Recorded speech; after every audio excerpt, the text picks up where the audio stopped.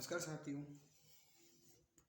आज की इस वीडियो में हम केमिस्ट्री के एक महत्वपूर्ण टॉपिक आइसोमेरिज्म की बात करने जा रहे हैं। आइसोमेरिज्म को हिंदी में समवेयता भी बोलते हैं। जो स्ट्रक्चर एक दूसरे की आइसोमर होते हैं उन्हें ही हम आइसोमेरिज्म बोलते हैं। आइसोमर्स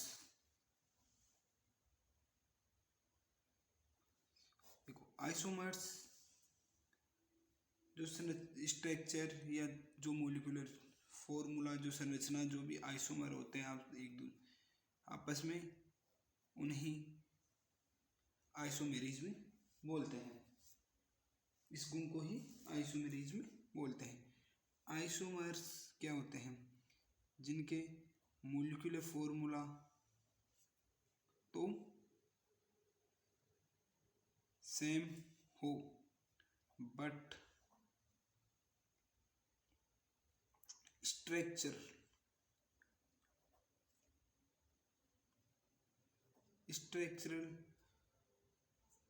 डिफरेंट हो। जिनके मोलिकुलर फॉर्मूला सेम हो परंतु जिनकी स्ट्रक्चरल डिफरेंट हो उन्हें आइसोमर्स बोलते हैं। परंतु जो स्ट्रक्चरल को हम डिफरेंट बोलते हैं, ये कई जगह गलत सिद्ध हो जाता है। इसका भी मैं आप सभी को आगे कारण बताऊंगा ये कहाँ गलत सिद्ध होता है। तो इसके लिए हम बोल देते हैं स्ट्रक्चर न बोल के इसके लिए हम बोल देते हैं जिनका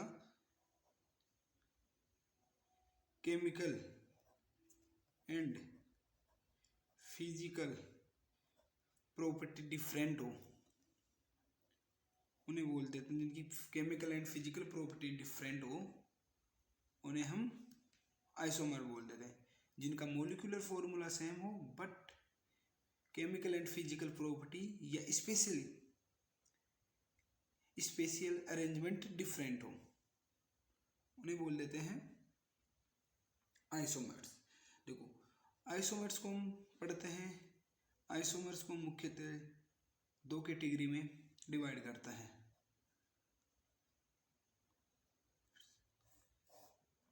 आइसोमर्स को मुख्यतः दो कैटेगरी में डिवाइड करते हैं, पर जो डिवाइड करते हैं किसी ना किसी चीज़ के आधार पर करते हैं।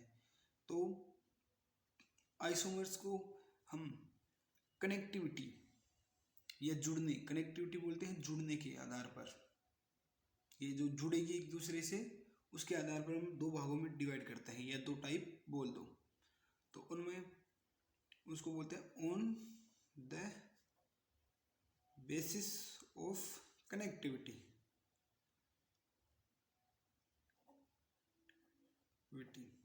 आइसोमर्स को कनेक्टिविटी के आधार पर दो भागों में डिवाइड किया गया है। देखो, पहला भाग बोलते हैं या पहला टाइप बोलते हैं स्ट्रक्चरल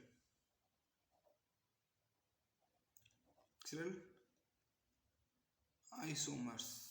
एक होता है स्ट्रक्चरल आइसोमर, एक होता है स्टीरियो आइसोमर।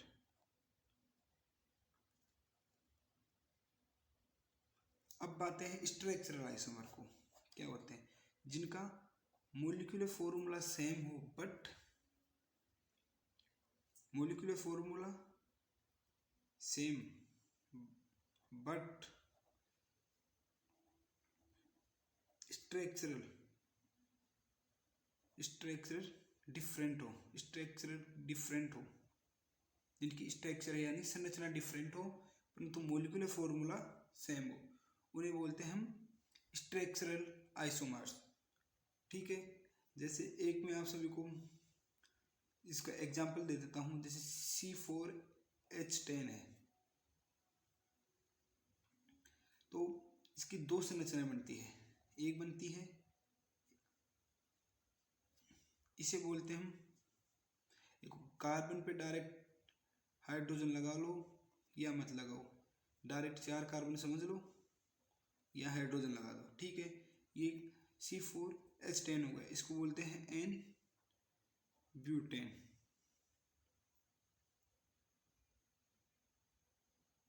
एन ब्यूटेन, तो ये संरचना हुई एन ब्यूटेन। और दूसरी इसी C4H2 की CH3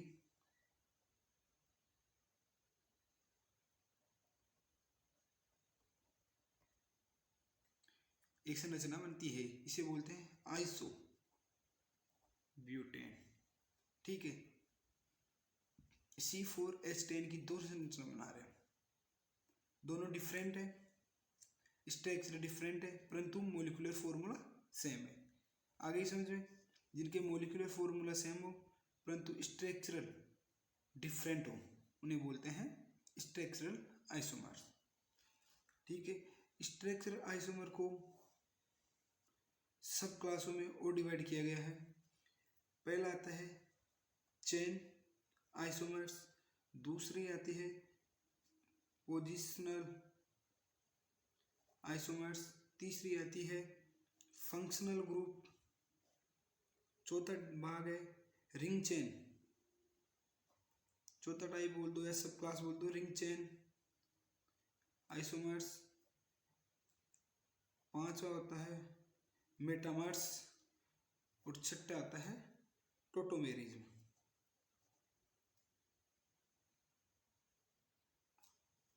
टोटोमेरिज्म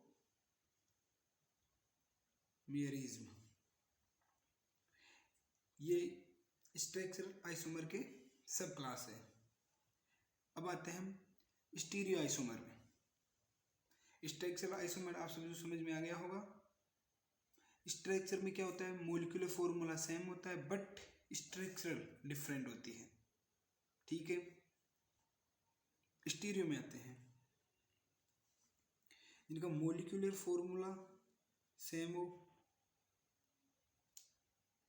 अब एक यहाँ बोला था मैंने आइसोमर में जिनमें स्ट्रक्चर का ये डिफरेंट है वो कहीं ना कहीं गलत होगा, वो गलत होगा स्टीरियो में। इसमें स्ट्रक्चर भी सेम होती है, स्ट्रक्चर भी सेम होती है बट केमिकल या फिजिकल प्रॉपर्टी या स्पेशल अरेंजमेंट होता है,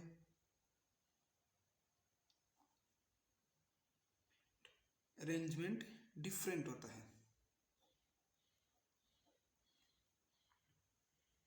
ठीक है, स्टीरियो में क्या होता है, स्टीरियो आइसोमर में जिनके मोलिकुलर फॉर्मूला भी सेम होते हैं, स्ट्रक्चरल भी सेम होती है, परंतु जो स्पेशल अरेंजमेंट होता है वो डिफरेंट होता है।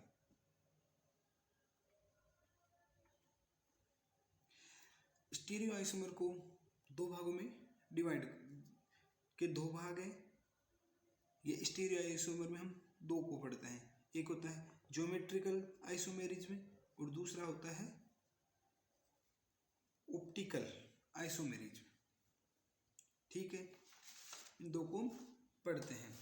चलो आगे स्टार्ट करते हैं स्टीरियो आइसोमर्स को। स्टीरियो आइसोमर्स को हम डिटेल में पढ़ेंगे पहले, इसके बाद स्ट्रक्चरल आइसोमर को डिटेल में पढ़ेंगे।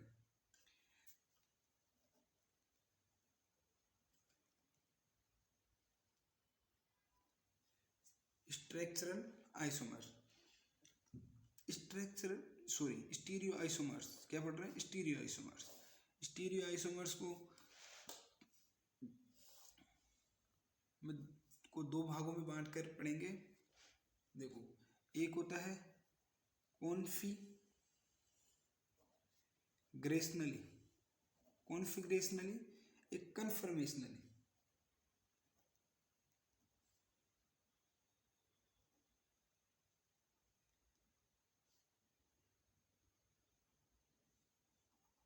कॉन्फिगरेशनली एक कन्फर्मेशनली, दो प्रकार के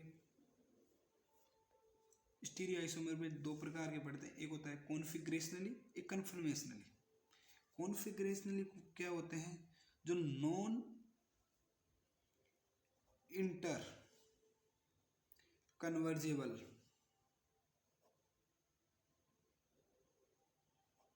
जो नॉन इंटर कन्वर्जेबल होते हैं, जो नॉन इंटर कन्वर्जेबल होते हैं और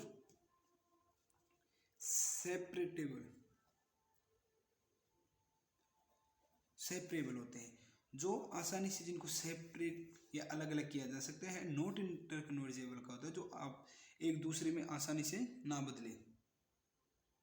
जैसे किसी भी ह्यूमन बॉडी का लेफ्ट पार्ट को हम राइट पार्ट में या राइट पार्ट को लेफ्ट पार्ट में नहीं कर सकते, वो हो गया नॉट इंटरकन्वर्जेबल। और सेपरेबल का अर्थ होता है जिनको आसानी से अलग अलग कर सकते हैं। ये फिर आते हैं कन्फर्मेशनल, जो इंटर कन्वर्जेबल, जिनमें इंटर कन्वर्जेबल आसानी से हो जाए, जो एक दूसरे में आसानी से चेंज हो जाए। ये किसी भी, जैसे ह्यूमन बॉडी को चारों तरफ घुमा दे, किसी भी चीज़ को एक जगह पर एंगल रख के चारों तरफ घुमा दो, हो गया कन्वर्जेबल। एंड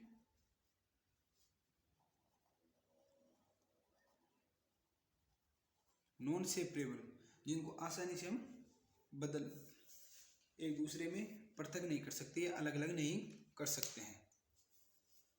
ठीक है, हम पढ़ते हैं कॉन्फिगरेशनली को।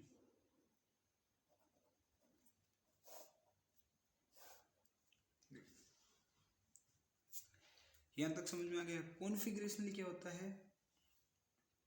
कॉन्फिगरेशनली के दो भाग या दो सब क्लासों में फिर डिवाइड किए करते हैं। एक होता है एन आइसोमर्स, एक होता है डायस्टीरियो आइसोमर्स। एन आइसोमर्स जिनके मूल जो मिरर इमेज, एन आइसोमर्स होते हैं जो मिरर इमेज हो, एक दूसरे की मिरर इमेज हो। और जो नॉन या नॉट मिरर इमेज, जो एक दूसरे की मिरर इमेज ना हो ना, उसको पढ़ते हैं हम डायस्टीरियोमर्स में। और जो एक दूसरे की मिरर इमेज होते हैं उन्हें पढ़ते हैं एनाइसोमर्स में। जो एनाइसोमर्स में होता है उसके अंदर हम पढ़ते हैं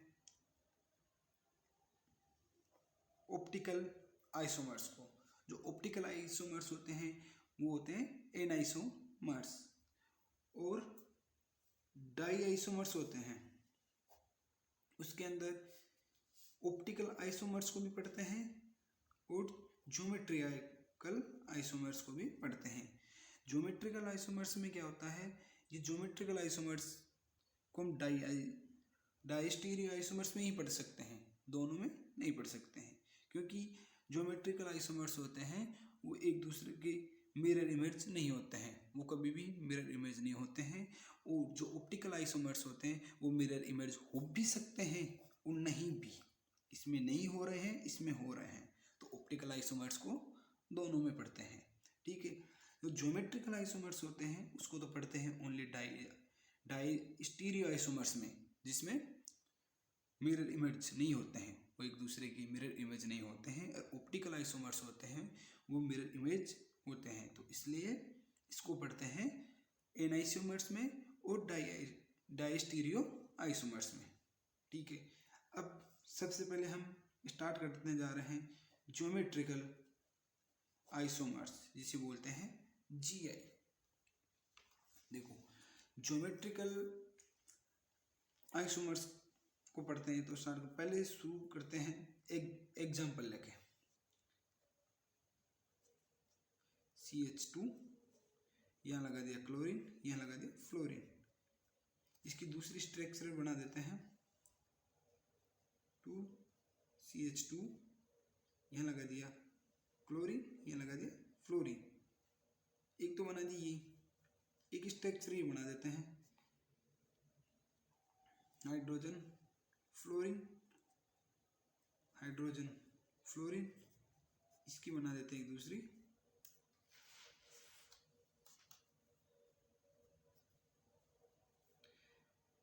फ्लोरीन हाइड्रोजन, फ्लोरीन हाइड्रोजन।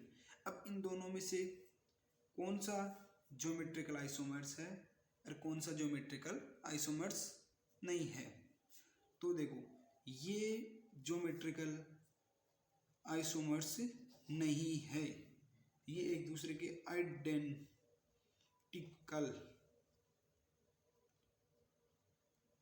है, ये एक दूसरे क्या है, आइडेंटिकल है, क्योंकि इसमें सिंगल बॉन्ड है, सिंगल बॉन्ड के अलोंग रोटेशन होता है, सिंगल बॉन्ड होगा तो इसमें रोटेशन होके ये इधर थोड़ी देर बाद वापस इधर, तो ये सिंगल बॉन्ड के अलोंग इनमें रोटेशन होता रहता है, तो इसलिए ये मेरा ज्योमेट्रिकल आइसोमर्स नहीं होते हैं। ज्योमेट्रिकल आइसोमर्स ये है, ये दोनों ज्योमेट्रिकल आइसोमर्स है। क्यों? क्योंकि इन दोनों में डबल बॉन्ड है, डबल बॉन्ड होने के कारण इनको डबल बॉन्ड एक जगह ही बांधे रखेगा, जिससे इनमें रोटेशन नहीं होगा। अगर रोटेशन होगा तो डबल बॉन्ड टूट जाएगा, इसलिए ये ज्योमेट्रिकल आइसोमर्स है। आप सभी को पता है डबल बॉन्ड हो गया पाई बॉन्ड होता है एक पर सिग्मा बॉन्ड के परपेंडिकुलर होता है, तो इसलिए ये इनमें दोनों में रोटेशन नहीं होने देगा। रोटेशन नहीं होने की वजह से ये रेस्ट्रिकेट या एक जगह की जगह रह जाएंगे, इसलिए इन्हें ज्योमेट्रिकल आइसोमर्स बोलते हैं। सॉरी, ये ज्योमेट्रिकल आइसोमर्स होते हैं। ठीक है, इसके लिए पहली कंडीशन हो गई। देखो ज्योमेट्रिकल आइसोमर्स के लिए अपनी पहली बात क्या है, डबल बॉन्ड होना अनिवार्य है, डबल बॉन्ड होना अनिवार्य है। ठीक है, अब दूसरी कंडीशन में आते हैं। देखो ज्योमेट्रिकल आइसोमर्स के लिए ये बी मान लो यहाँ अक्स और यहाँ वाई मान लो। इसके देखो मेन पहली के हो गई कंडीशन, दूसरी ये आपस में सेम नहीं होना चाहिए, ए और बी एक दोनों सेम नहीं होने, ए नॉट इक्वल टू बी, एक बी के बराबर नहीं होना चाहिए, और ना ही अक्स नॉट इक्वल टू वाई, ना ही अक्स वाई के बराबर हो। ये आपस में बराबर हो सकते हैं, परंतु एक कार्बन पर जुड़े हुए दोनों एटम आपस में बराबर या एक ही एटम नहीं होने चाहिए। ये एक ही एटम हुआ तो इसमें जी आई नहीं होगी, अगर ए इक्वल टू बी हुआ तो जी आई नहीं होगी। कोई से भी या अक्स इक्वल टू वाई हुआ तो इसमें भी जी आई नहीं होगी। तो इसके लिए दो कंडीशन हो गई। पहली कंडीशन तो डबल बॉन्ड होना चाहिए, दूसरी कंडीशन ये एटम आपस में सेम नहीं होना चाहिए। ठीक है, अब कुछ ही केस ऐसे भी आते हैं जिनमें सिंगल बॉन्ड ही होता है, ओनली सिंगल बॉन्ड होता है और फिर भी उनमें जी आई प्रेजेंट होती है। ठीक है, तो इसका एक उदाहरण है, इनके उदाहरण लेते हैं। साइक्लो एल्केन होते हैं, उनमें सिंगल बॉन्ड होता है और फिर भी वो ज्योमेट्रिकल आइसोमेरिज में शो करते हैं। ठीक है, जैसे साइक्लो एल्केन की ये एक संरचना ले लें। यहाँ इनमें देखो कार्बन एटम नंबर दे देते हैं 1 2 3 4 5 और 6। जो कार्बन नंबर 1 और 2 ये दोनों भी आपस में जी आई शो करते हैं। क्यों ये शो इसलिए करेंगे क्योंकि 6 मेंबर तक की रिंग होगी ना, या 6 मेंबर या 6 मेंबर से छोटी जो रिंग होगी ना, उसमें सिस और ट्रांस नहीं बन पाएंगे,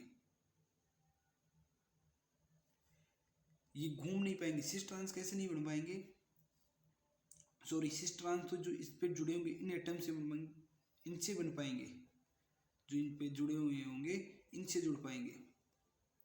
अगर दोनों हाइड्रोजन सेम साइड में आ गए तो सिस हो गया, और दोनों फ्लोरीन साइड सेम साइड में आ गए तो सिस। अगर ये दोनों फ्लोरीन विपरीत साइड में आते हैं तो ये ट्रांस हो जाते हैं। ठीक है, अब एक एग्जाम्पल और है, साइक्लो एल्किन। जो साइक्लो एल्किन होती है, ये साइक्लो एल्किन होती है, ये भी जी आई ज्योमेट्रिकल आइसोमेरिज में दर्शाते हैं। ठीक है, पर इसके लिए महत्वपूर्ण है, इस जो रिंग है इस रिंग में कम से कम 8 कार्बन,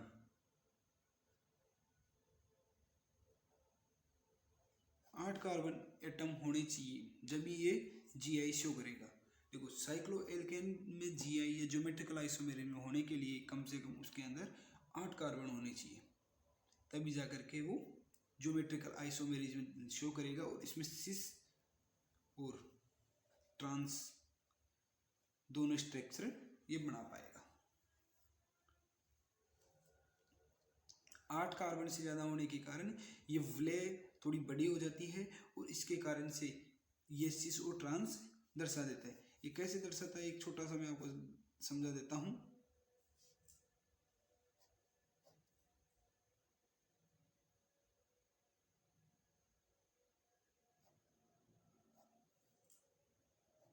ये इस प्रकार से 1 2 3 4 5 6 7, सॉरी ये तो 6 हुआ, इसमें डबल आता है।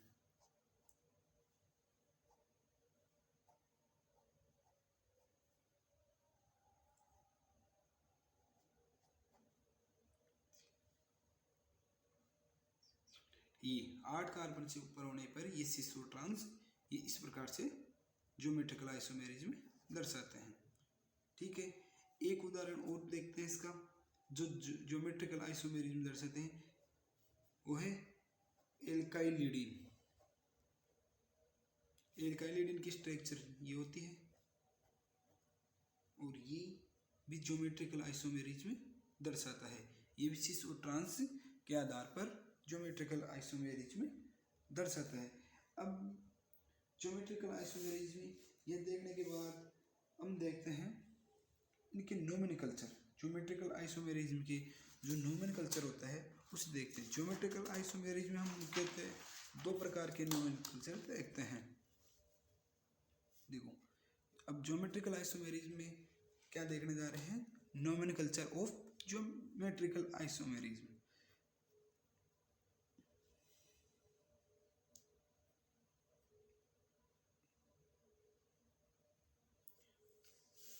nomenclature of GI, geometrical isomerism के नोमेनक्लेचर। नोमेनक्लेचर वो देखते हैं तो ज्योमेट्रिकल आइसोमेरिज्म में नोमेनक्लेचर एक तो होता है सिस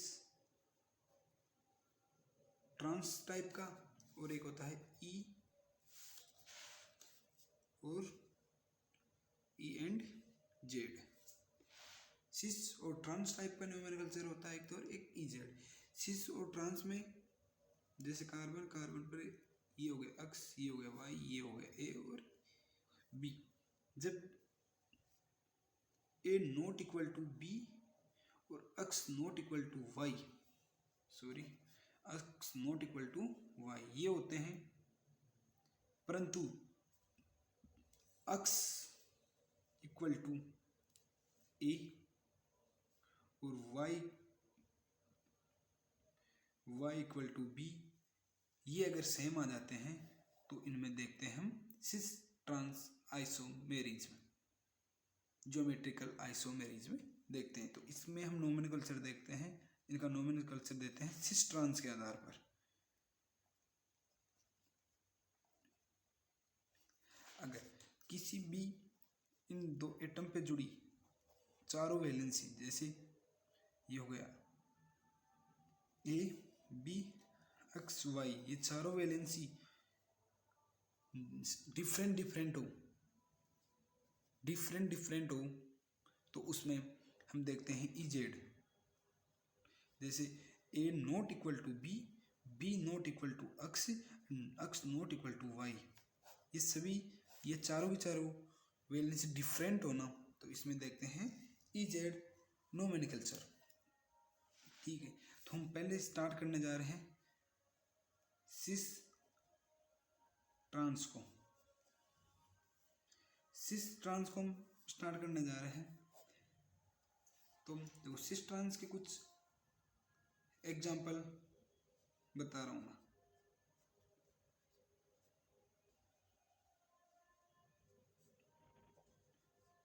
ये CH4 सॉरी CH3 ये हाइड्रोजन, ये हाइड्रोजन और CH3। अगर ये दोनों सेम साइड में आ गए तो इनको बोलते हैं सिस। सेम साइड में आ जाते हैं, जैसे या तो दोनों हाइड्रोजन को देख लो या दोनों कार्बन एटम को देख लो, ये दोनों सेम साइड में आ गए तो सिस, इसे बोल दिया सिस। और ये ही अगर दोनों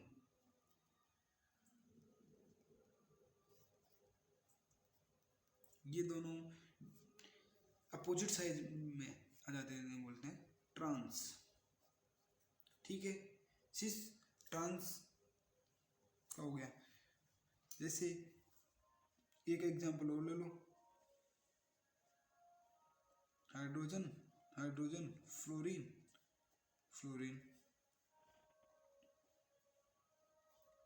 फ्लोरीन फ्लोरीन हाइड्रोजन हाइड्रोजन। जब ये फ्लोरीन फ्लोरीन दोनों अपोजिट साइड में आ रहे हैं तो इसे ट्रांस बोलते हैं, और सेम साइड में आ रहे हैं तो इन्हें सिस बोलते हैं। ठीक है, यहाँ तक आप लोगों को समझ में आया होगा।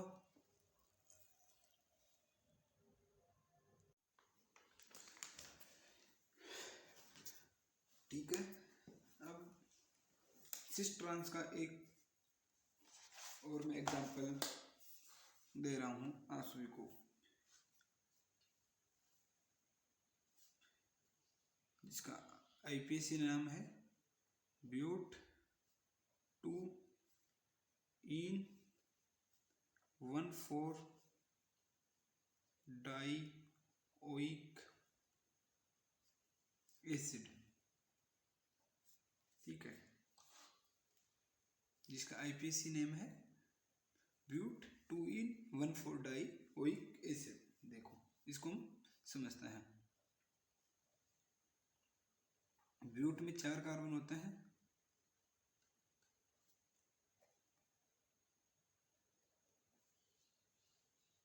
एक तो इसकी स्ट्रक्चर हो गई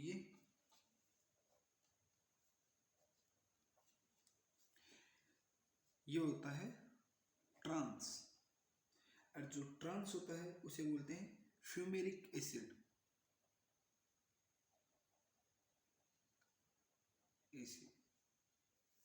और एक होता है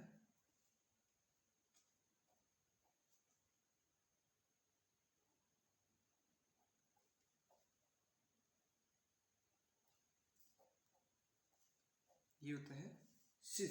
सिस को बोलते हैं maleic acid. But 2-in-1,4 dioic acid होते हैं, इसके दो, एक हो गया सिस और ट्रांस। जो सिस होता है ये होता है मेलिक एसिड, जो ट्रांस होता है वो होता है फ्यूमेरिक एसिड। ठीक है, फिर इसके ये एग्जाम्पल है, और जो ये एग्जाम्पल मोस्ट इम्पोर्टेंट एग्जाम्पल भी है। इसका डायरेक्ट क्वेश्चन भी ये बनता है कि maleic acid and fumaric acid both are, maleic acid और फ्यूमेरिक एसिड दोनों क्या है, ज्योमेट्रिकल आइसोमेरिज, ज्योमेट्रिकल आइसोमर्स हैं। ठीक है, अब सिस ट्रांस होने के बाद EZ या EZ एंड कर दो, ये कर दो EZ, ये दोनों EZ नोमेनक्लेचर पढ़ते हैं। देखो EZ को हम पढ़ते हैं CIP रूल से। EZ नोमेनक्लेचर होता है उसे पढ़ते हैं CIP रूल से। CIP रूल क्या होता है? देखो CIP रूल को दिया जाता है एटम के परमाणु क्रमांक या एटॉमिक नंबर। किसके आधार पर दिया जाता है? एटॉमिक नंबर के आधार पर। परंतु अगर इसको एटॉमिक नंबर के आधार पर ना देख करके एटॉमिक मास के आधार पर दे तो ये अधिक शार्प होगा, ये अधिक सही होगा। कैसे? जो आइसोटोप होते हैं, आइसोटोप में तो हम देखते हैं एटॉमिक मास को, तो एटॉमिक मास के आधार पर अगर EZ रूल को देखा जाता है तो ये सही होगा। देखो CI ये कैसे दिया जाता है, जिस भी एटम की एटॉमिक नंबर या एटॉमिक मास जितने ज़्यादा होंगे उसको उतने ही पहले वरीयता दी जाएगी। जिसके एटॉमिक नंबर या एटॉमिक मास जितने ज़्यादा होंगे उसको उसकी वरीयता उतनी ही पहले होगी। जैसे ये एक कार्बन हो गया डबल बॉन्ड, अगर यहाँ पे लगा हुआ है हाइड्रोजन, यहाँ पे लगा हुआ है फ्लोरीन, यहाँ पे लगा हुआ है क्लोरीन और यहाँ लगा हुआ है आयोडीन, अगर इन दोनों में से वरीयता देते हैं तो इसका एटॉमिक नंबर किसका ज़्यादा है, फ्लोरीन का, या एटॉमिक मास किसका ज़्यादा है, फ्लोरीन को, तो इसको 1 नंबर दे दिया और हाइड्रोजन को 2 नंबर दे। क्लोरीन और आयोडीन में अगर एटॉमिक नंबर या एटॉमिक मास देखें तो क्लोरीन आयोडीन का ज़्यादा होता है, तो इसलिए 1 दे दिया, इसको 2 दे दिया। ठीक है, अब ये दोनों सेम साइड में आ जाते हैं, जैसे 1 और 1 या 2 और 2 दोनों सेम साइड में आ जाते हैं, तो इसमें वो बोलते हैं इसे जेड। ठीक है, अगर ये दोनों डिफरेंट या अपोजिट साइड में आ जाते हैं तो उन्हें बोलते हैं ई। तो ये दोनों 1 और 1 सेम साइड में आ गए तो इन्हें बोलते हैं जेड। देखो इसको ऐसे भी याद कर लो, 1 2 इधर 2 इधर, 1 इधर 1 इधर, तो 2 1 2 और 1 और 1, तो डायरेक्ट जेड। जेड को ऐसे भी याद करते हैं 2 2 1 1, सेम साइड में आने पे जेड, अपोजिट साइड में आने पे ई। अब जैसे अगर इसी में कर दें, या आयोडीन कर दें या क्लोरीन कर दें, फ्लोरीन की जगह फ्लोरीन रह जाए और यहाँ हाइड्रोजन हो जाए, तो इनमें वही 2 नंबर 1 नंबर 1 नंबर 2 नंबर। अब 1 और 1 अपोजिट साइड में, 2 और 2 अपोजिट साइड में, तो इनको इसको बोलते हैं ई। ठीक है, समझ में आ गया होगा। इसके जैसे ई जेड के 1-2 एग्जाम्पल और हैं।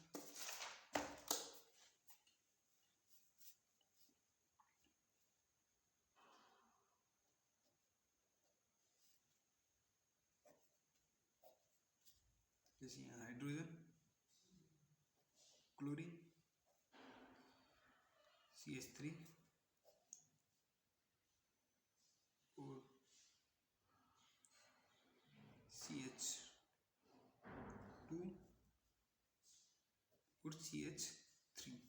देखो ये भी एक अच्छा एग्जाम्पल है। इन दोनों में तुम डिफरेंट कर लेंगे, इसको 1 नंबर दे दिया, इसको 2 नंबर दे दिया। क्यों? इसका एटॉमिक मास ज़्यादा है, ये एटॉमिक नंबर ज़्यादा है, इसके कम है, तो इसलिए इसको 2 नंबर। पर इसमें चलते हैं कार्बन में, तो ये दोनों कार्बन तो सेम है, अब किसको दे, किसको फर्स्ट नंबर दे और किसको सेकंड नंबर दे, इसलिए इसमें देखते हैं CIP रूल। CIP रूल, फिर आगे चलते हैं कार्बन पे। इस कार्बन पे तीनों ही हाइड्रोजन लगे हुए हैं, परंतु इस कार्बन पे 2 हाइड्रोजन लगे हैं, तो इसके 2 हाइड्रोजन से 2 हाइड्रोजन कटे, जस्ट अगली पोजीशन पे लगा हुआ है एक कार्बन। तो कार्बन के हाइड्रोजन से ज़्यादा एटॉमिक नंबर होता है या एटॉमिक मास होता है, तो इसलिए इसको दे देते हैं 1 नंबर, इसको दे देते हैं 2 नंबर। ये अपोजिट साइड में, तो इसलिए हो गए ई। ठीक है, इस प्रकार से हम EZ नोमेनक्लेचर भी कर लेते हैं। नेक्स्ट आगे हम देखेंगे ऑप्टिकल आइसोमेरिज्म। ठीक है।